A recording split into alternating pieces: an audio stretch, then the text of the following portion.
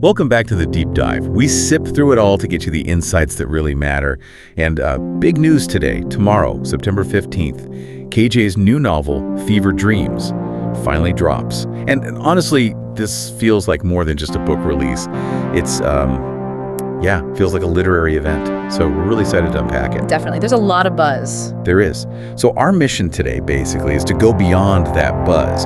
We want to figure out what makes Fever Dreams feel so, raw, so emotionally different, and really get into the heads of the main characters, Dev and Mira. Yeah. And see how it stacks up against, or maybe diverges from, her earlier books, the ones people really loved. Plus, we'll touch on some interesting literary links. Murakami, Kafka. Yeah, it's quite a mix. It is. And, if we connect this to the bigger picture, this deep dive into Fever Dreams, it's really going to challenge you, I think. Challenge you to reconsider what real even means. Not just, in relationships, but how you see the world. Yeah. KJ throws us into this kind of liminal space, that weird in-between, where you're not physically there, but the connection feels incredibly intense. The liminal space, I like that. It's a powerful exploration of, connection and reality, and it hits on anxieties many of us feel today, right? Absolutely. Okay, so let's unpack this a bit. A lot of listeners will know KJ from her Beautiful Men series, hugely popular. Right, yeah. Those books, they explored, what was the description?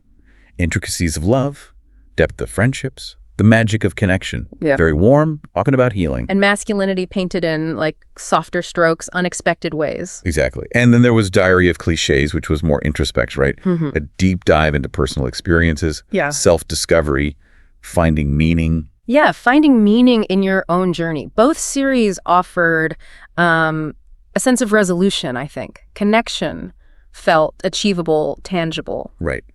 But Fever Dreams... It sounds like a total shift. It really is. We know from her own letter, she explicitly says this story isn't just about two people finding each other. It's about the spaces in between, the silences, the uncertainty, that existential tension. The tension of living in this disconnected world she talks about. Precisely. She actually calls it a meditation on the nature of connection. And that phrase alone tells you this isn't the same KJ. It's less about reaching the destination of connection and more about the messy, sometimes weird journey towards it. Or maybe away from it. Wow. So it's a real departure then. Mm-hmm. Earlier books, celebrating bonds, healing through connection. Yeah, the warmth.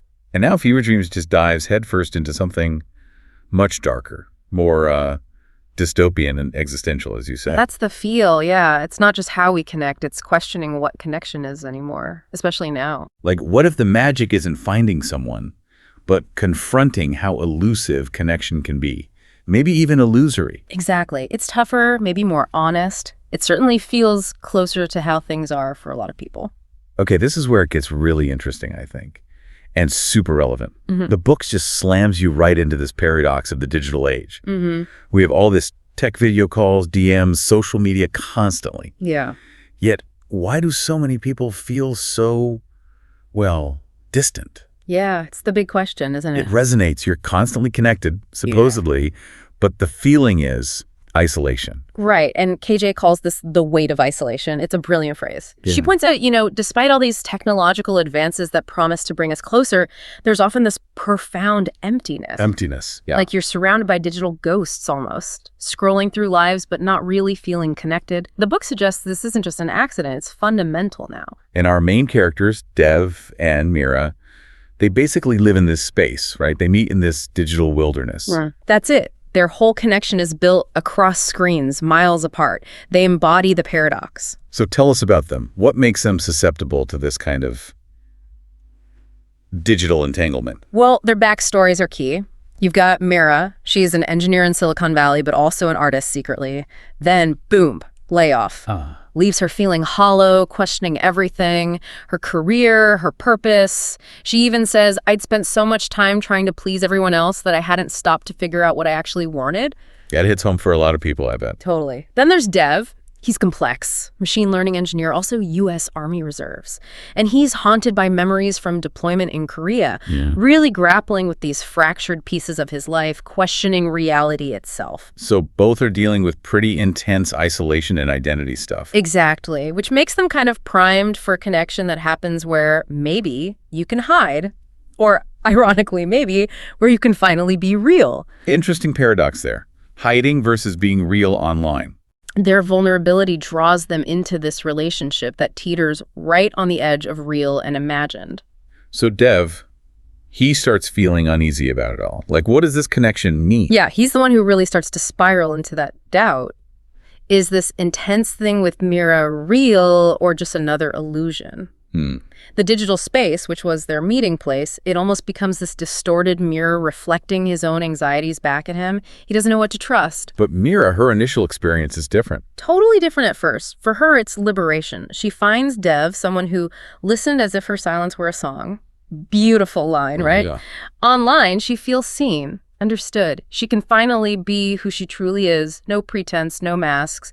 It's a sanctuary from the pressures of her real life. So he's paranoid, she feels free. That contrast must create a lot of the tension. Oh, absolutely. It's central to the whole push and pull. And the title, Fever Dreams. That motif sounds crucial. You mentioned Dev having nightmares. Yeah, the dreams are woven throughout. Dev sees himself in these mazes of screens, always chasing Mira, but she's just out of reach. In Mira. She dreams of endless, empty hallways. It's really unsettling imagery. So they're not just bad dreams, they're symbols. Foreshadowing. Pretty clearly, yeah. Foreshadowing how their connection might unravel, how those lines between real and imagined get completely blurred. You're left wondering, are these warnings or just reflections of their waking fears? Okay, so there's a turning point, a moment where things really start to break down. There is. They plan to meet, finally, in person. Yeah. And then Dev gets COVID. Oh, no. Yeah. And he takes it almost like fate, like the Yeah. universe had conspired to keep them apart. It's tragic. And that affects their calls afterwards. Massively. On a follow-up call, Dev hears this weird distortion in Mira's voice. Something's off. And later, she starts wondering if someone else is pulling the strings. Whoa, pulling the straight, like Yeah. literally or metaphorically. That's the terrifying question, isn't it? Is it tech interference? Or something deeper? What if the distortion isn't external, but internal? What if they are the illusion to each other in this digital space? That is heavy. It leads to this really poignant end to the first part, where tomorrow, their meeting becomes this distant horizon, always visible, but never within reach. Devastating. Leaves you hanging, completely uncertain. Exactly. Reader included. Which really underlines how Fever Dreams is just not a typical romance novel at all. We're not getting the happy ending tied up with a bow here. Not even close. And Yeah. that's deliberate. Yeah. Tell me more about that. Well, the author actually wrote this piece, The Art of Uncomfortable Longing. And she's explicit. She says, I didn't set out to write a love story dressed in neat bows and witty banter. Okay. So what did she set out to write? It's about longing, but like raw, unfiltered, and humiliating longing. Humiliating. Wow. Yeah. She describes the characters, or maybe the feeling, as relentless, awkward, a little embarrassing. And then she says, the discomfort is the art. The awkwardness is the honesty. The discomfort is the art. I like that. It's not about perfection. Not at all. It's about that internal messiness, the vulnerability of wanting something so badly when you're not sure it's real or even possible. Yeah. It definitely forces you to look at your own experiences of longing. Which is probably why it feels so raw and emotional, right? It's not escapism. Definitely not. It's about the misadventure of love, she calls it. How our own flaws and like blind spots trip us up. The book becomes a mirror, showing you the parts you'd rather hide, the insecurity, the overthinking, the awkward moments. Oh, yeah, those cringy moments. There's this one scene where Mira replays a digital chat, questioning every word, feeling embarrassed by her own earnestness. It's those small, deeply human, awkward bits that define it. So connecting that back to Dev and Mira, Yeah. their whole situation prevents that neat romantic story. Completely. They can't meet. Reality keeps blurring. Dev feels trapped. Mira felt liberated, but maybe that changes. It just doesn't allow for a standard arc. So instead of resolution, you get ambiguity. Yeah. Unresolved longing. Exactly. Enduring ambiguity. And it keeps pushing that question. Can a connection be real if it never actually happens physically, if it just lives in that digital space? Does the book answer that? Not directly. And that's the point, I think. It makes us grapple with it. Sometimes the longing is the story. Okay, let's talk influences. You mentioned Kafka and Camus earlier. That's some heavy literary company. Dev reads Kafka's The Trial, Mira reads Camus' The Plague. Yeah, and those choices are definitely not random. They tell you a lot about the characters and the book's themes. So Kafka's The Trial, how does that connect for Dev? Well, the trial is all about that nightmarish bureaucracy, the absurdity, the individual completely lost and alienated in a system they can't comprehend. Right, the feeling of being judged by unseen forces. Precisely. And that perfectly mirrors Dev feeling trapped in a nightmarish web. He's questioning his reality, his existence. His trial isn't a physical court. It's the confusing, often illogical rules of digital life, the internet, the algorithms. It's a modern digital Kafkaesque nightmare. That makes so much sense. A digital trial. Okay, and Kami's the plague for Mira. The plague is about resilience, right? Finding meaning and solidarity even when facing an absurd, indifferent universe. Chaos. Finding humanity amidst the chaos. Yeah, and that really resonates with Mira's journey.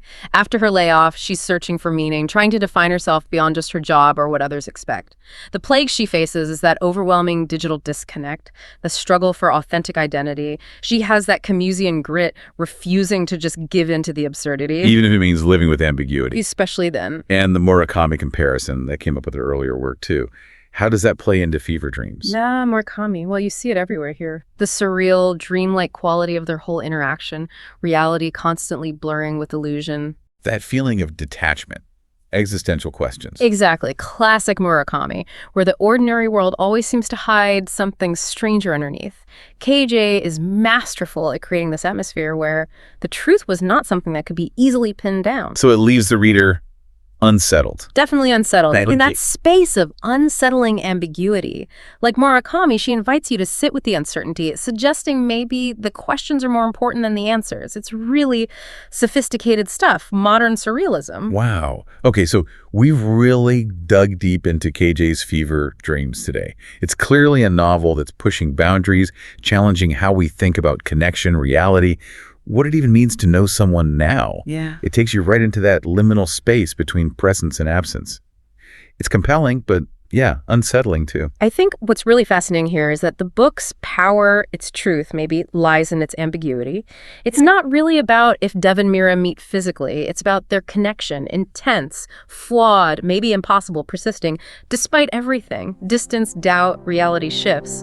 And what that says about us. Exactly. About human resilience. Our relentless search for meaning, for connection, even when it looks weird or uncomfortable. It's the messy human heart in a very mediated world. So a final thought for everyone listening. As you think about Dev and Mira, stuck in their longing, what does genuine connection actually mean to you? Especially now, when those lines between real and illusion are so blurry. Yeah, what does it mean to you? Something to ponder. Remember, Fever Dreams is out tomorrow, September 15th. Definitely pick up a copy and explore these questions for yourself. It sounds like quite a ride.